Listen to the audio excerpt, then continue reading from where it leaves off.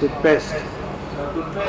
Paste نہیں، بلکہ مسئلہ یہ ہے کہ روزے کی حالت میں مسواک کرنا، ٹوتھ پیسٹ کرنا، برش کرنا جائز ہے کہ نہیں ہے۔ پہلا ہے مسواک۔ مسواک اگر تازہ ہے، اس کا ذائقہ ہے یا خشک ہے یا پرانا ہے، جیسا بھی ہے، جو بھی ہے، لیکن مسواک وہ سفید والا،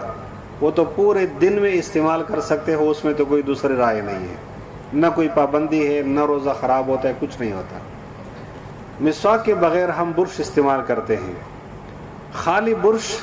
جس میں ٹوتھ پیسٹ نہ ہو، کوئی معجون نہ ہو، کوئی دوسرا پاؤڈر نہ ہو، دن کے ٹائم میں آپ استعمال کر سکتے ہو، اس سے روزہ نہیں ٹوٹتا، اس لیے کہ صرف برش سے آپ صفائی کر سکتے ہو، برش سے کچھ بھی نکلتا نہیں ہے، نہ اس کا ذائقہ ہوتا ہے، نہ اس میں کچھ ذرات ہوتے ہیں۔ روزے کی حالت میں ٹوتھ پیسٹ یا معجون یا دوسرا کوئی پاؤڈر وہ استعمال کرنے سے پرہیز کریں، اس لیے کہ اس میں خطرہ یہ ہوتا ہے کہ وہ اندر چلا جائے گا یا اس کا ذائقہ اندر چلا جائے گا تو روزہ ٹوٹ جاتا ہے اس سے۔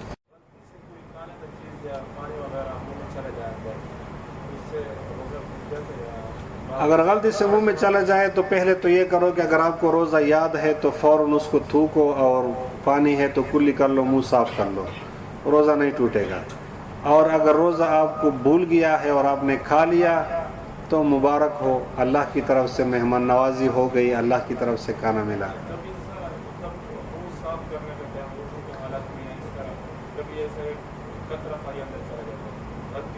ہاں، غلطی سے اگر قطرہ چلا جاتا ہے تو اس سے روزہ ٹوٹ جاتا ہے، یعنی فرض کریں آپ کلی کرتے ہو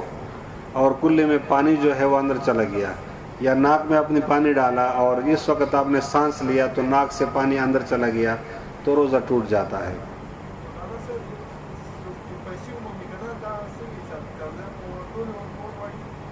سشی والا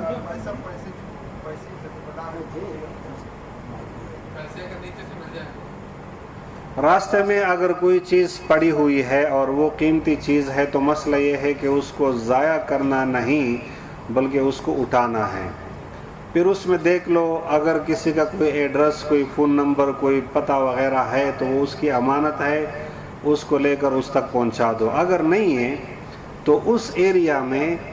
اتنے دنوں کے لیے آپ نے اعلان کرنا ہے کہ جب آپ کو یقین ہو جائے کہ اب اس کے بعد کوئی اس کو ڈھونڈنے والا نہیں ہوگا۔ یہاں پر آسان کام کیا ہے، آپ نے دیکھا ہوگا کہ لوگ اخبار میں دیتے ہیں، یا لوگ کیا کرتے ہیں کہ ایک کاغذ پہ لکھ لیتے ہیں کہ اگر کسی کوئی چیز گم گئی ہے تو اس ٹیلی فون نمبر پر رابطہ کریں، اور پھر کچھ دنوں کے لیے انتظار آپ کریں، اس چیز کو آپ استعمال نہ کریں۔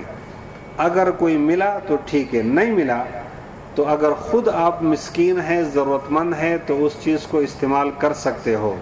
اور اگر خود آپ ضرورت مند یا مسکین نہیں ہو تو پھر کسی مسکین کو دے دو۔ لیکن اگر 10 سال کے بعد بھی اس کا مالک پیدا ہوا اور آپ کو پتہ چلا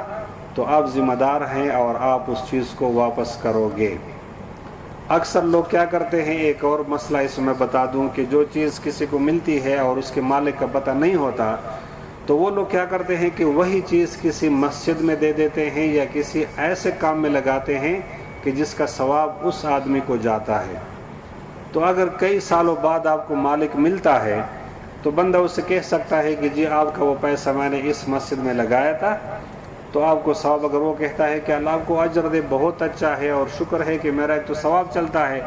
تو ٹھیک ہے، آپ ذمہ دار نہیں ہو، آپ بری ہو گئے۔ اور اگر اس نے کہا کہ نہیں مجھے اپنے پیسے دے دو، کس نے تمہیں کہا تھا کہ تم میری جگہ پہ چندے دے، تو پھر آپ دو گے، لیکن چیز کو ضائع نہیں کرنا ہے، چھوڑنا نہیں ہے راستے میں۔